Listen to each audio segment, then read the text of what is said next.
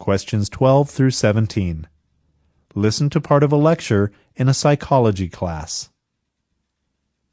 Every culture has some set of rituals associated with death. These rituals serve an important function and are a way for societies to control the grief caused by death. Death rituals give the bereaved family and friends specific roles to play. The roles differ from one culture to another. However, in every culture, the roles sort of give shape to the days and weeks following the death of a loved one. Death rituals prescribe what the family should wear, who should be called, what behavior should be shown, and so on. Depending on the family's religion, they may need to gather friends and family for a wake, arrange to sit Shiva, or arrange a memorial service. There are different cultural expectations for how the bereaved persons should act. They may be expected to show little emotion, or they may be expected to scream and tear their hair. The rituals also have roles for friends who often act as support givers. For example, friends may bring food to the home of the bereaved family, or drop in to offer help, or send flowers or sympathy cards. Whatever the social rules are, everyone has a role to fill. Death rituals can strengthen family connections. Funerals bring family members together, just like weddings do. Rituals can also give meaning to the death by emphasizing the life of the person who died. A funeral or memorial service usually includes some sort of biography or personal memories of the person. Most people feel that it's extremely important to review the deceased person's life. Reviewing the life and accomplishments of the loved one, sharing stories and memories with family and friends, this makes the death easier for the survivors to accept. But when the funeral or memorial service is over, what happens then? How do the survivors cope with the loss of a spouse, a parent, a child, a friend, or a lover? Once past the rituals, the grieving person moves through a complex grief process.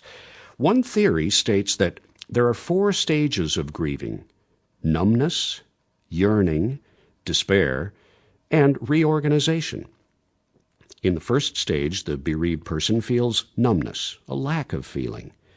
Or he or she feels shock, disbelief, confusion, a sense of unreality, normally lasting a few days after the death. In the second stage, yearning, the bereaved person yearns for and may actively search for the lost one. This is a time of anxiety and guilt, fear and anger. The third stage is when the person feels great despair, exhaustion, depression, or withdrawal. He or she may feel disorganized and unable to do normal activities. Finally, in the fourth stage, reorganization, the person takes control of his or her life again. This is a time of healing. The person feels energy again, takes up normal activities again, and finds new relationships. The 4 stages of grieving, numbness, yearning, despair, and reorganization, are not the same for everyone, nor does everyone necessarily go through every stage. The stage theory is just one of many models that psychologists use to help people manage the loss of a loved one. Number 12. What topics does the professor discuss?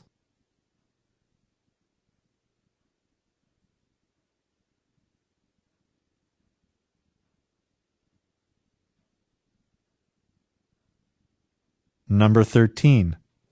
According to the professor, what important function do death rituals serve?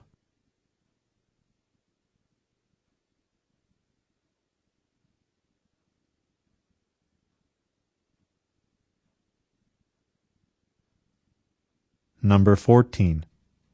Why does the professor say this?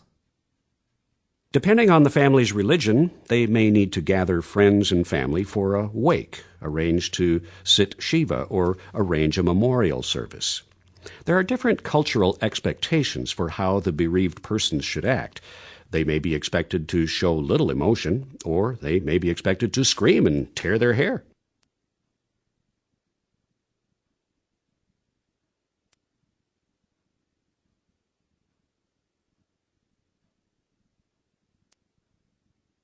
Number 15. According to the professor, Why do death rituals include roles for friends?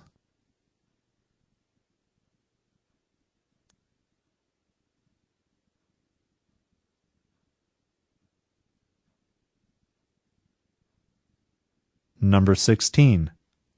What does the professor imply about funerals and memorial services?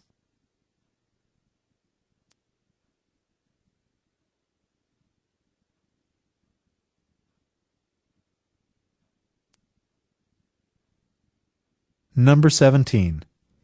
The professor talks about the process of grieving the loss of a loved one. Indicate whether each sentence below describes a stage in the process.